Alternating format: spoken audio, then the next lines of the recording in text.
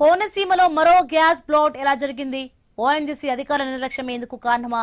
Gas leakage విషయం తెలిసినా అధికారులు సరైన విధంగా స్పందించలేదా? మంటలు చెలరేగిన సమయంలో అమలాపురం ఎంపీ హరీష్ అక్కడే ఉన్నారు. ఐన్యూస్తో ఫోన్లో మాట్లాడారు. ఆయన ఏమన్నారో చూద్దాం.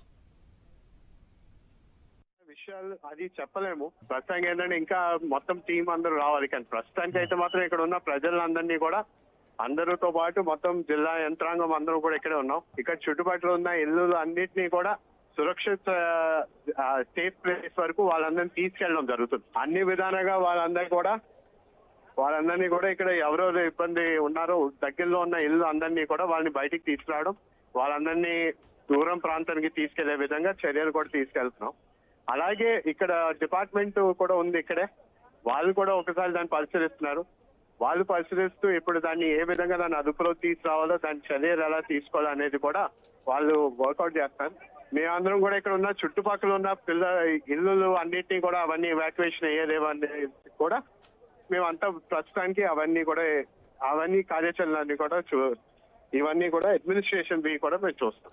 సార్, నేనైతే ప్రజలకైతే మాత్రం ఒకే విషయం తెలియపరచుకుంటాను సార్. ఈ విషయంలోని ఏ విధమైన దీన్ని లోనంత వరకు దీన్ని ఇన్వెస్టిగేషన్ చేసిన తర్వాత ఏమి బయటకు వస్తుందో, దీంట్లో ఏదైనా హ్యూమన్ ఎర్రర్ లేకపోతే ఈ ఇక్కడ డీప్ టెక్ అంట వాళ్ళ తరఫున ఏదైనా వాళ్ళ వల్ల ఇదేనా తప్పు జరిగి ఈ గ్యాస్ లీక్ అని ఏంటంటే ఖచ్చితంగా వాళ్ళని మా ముఖ్యమంత్రి వాళ్ళు లేకపోతే ఉప ముఖ్యమంత్రి ఎవరు వాళ్ళు సహించేది లేదు.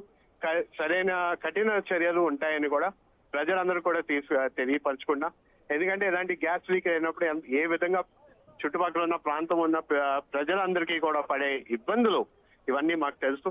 వాళ్ళు ఏ విధంగా వాళ్ళు నష్టపోతారో, వాళ్ళందరికీ ఉండడానికి కూడా ఎంత భయం వస్తుందో. ఇలాంటి చర్యల్లోని కానీ ఖచ్చితంగా ఇది ఏదైనా హ్యూమన్ ఎర్రర్ వల్ల జరిగింది అనుకోండి, నిర్లక్ష్యం వల్ల జరిగిందంటే మన బయటపడిన తర్వాత మేము ఖచ్చితంగా దానికి కఠిన చర్యలు. इस महीने में यही पहली बार था। हाँ हाँ, तो कोई आंध्र प्रदेश एक बार इस महीने में यही पहली बार था। हाँ हाँ,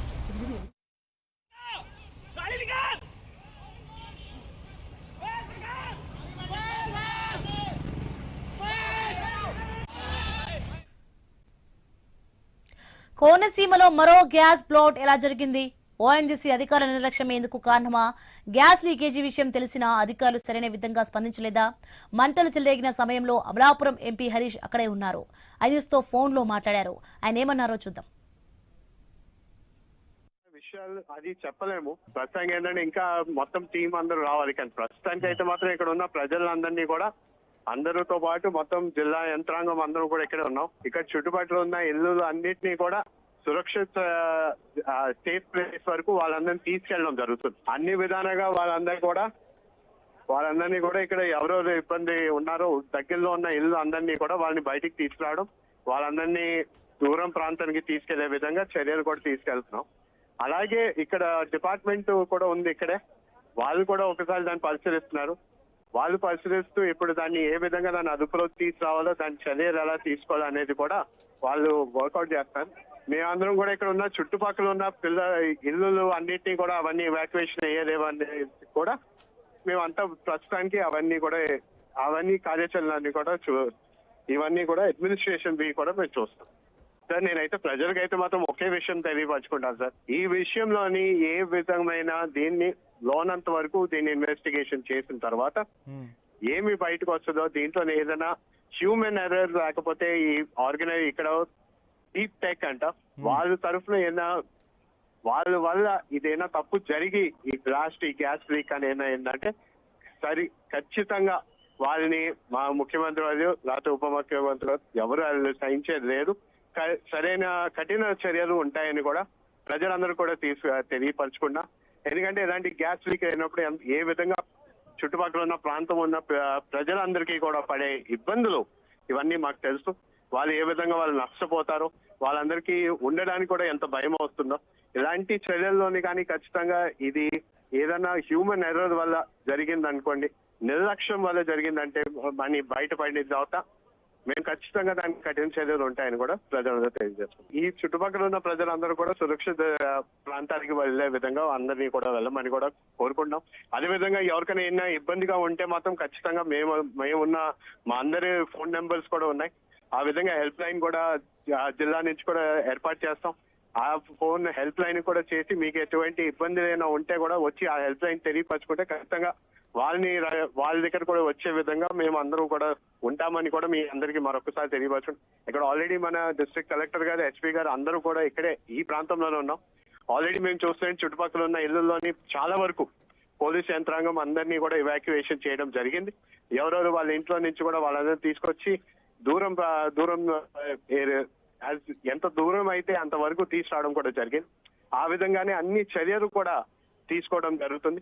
ప్రజలందరికీ కూడా ఏంటంటే ఇది ఈ మంటలు అదుపులోకి వచ్చేంత వరకు ఖచ్చితంగా దీని నుంచి ఎంత దూరంగా ఉంటే అంత మంచిదని కూడా ప్రజలను తెలియపరచుకున్నాం. ఒకటి మీరు 2014లో పెట్టారు, అది ఒక ప్రైవేట్ ఆర్గనైజేషన్ పెట్టుకుంది. తర్వాత ఇప్పుడు ఇక్కడికి వచ్చేటప్పుడు ఇప్పుడు కూడా డీప్ టెక్ అనే ఒక ఆర్గనైజేషన్ వచ్చింది. ఓఎన్జీసీ వీళ్ళందరినీ కూడా వీళ్ళందరూ గ్యాస్ వీళ్ళకి కరెక్ట్ అందరికీ కూడా ఖచ్చితంగా ఇది డ్యూ డిలిజెన్స్ ప్రాసెస్ కూడా మేము సీఎం గారి దృష్టికి తీసుకెళ్లి ఏ విధంగా అనేది కార్యాచరణ అనేది ఖచ్చితంగా మేము, ఎందుకంటే ఇంకా చాలా వెల్స్ రిగ్స్ కూడా ఉన్నాయి. అందరి మీద ఒక స్టేట్ లెవెల్ గా మనం ఒక కమిటీ ఏర్పాటు చేసుకోవాలి. ఇలాంటి తప్పులు అన్నీ ఇన్ ఫ్యూచర్ జరగకుండా చూసుకునే విధంగా మనము కార్యాచరణలు రూపొందించాలి.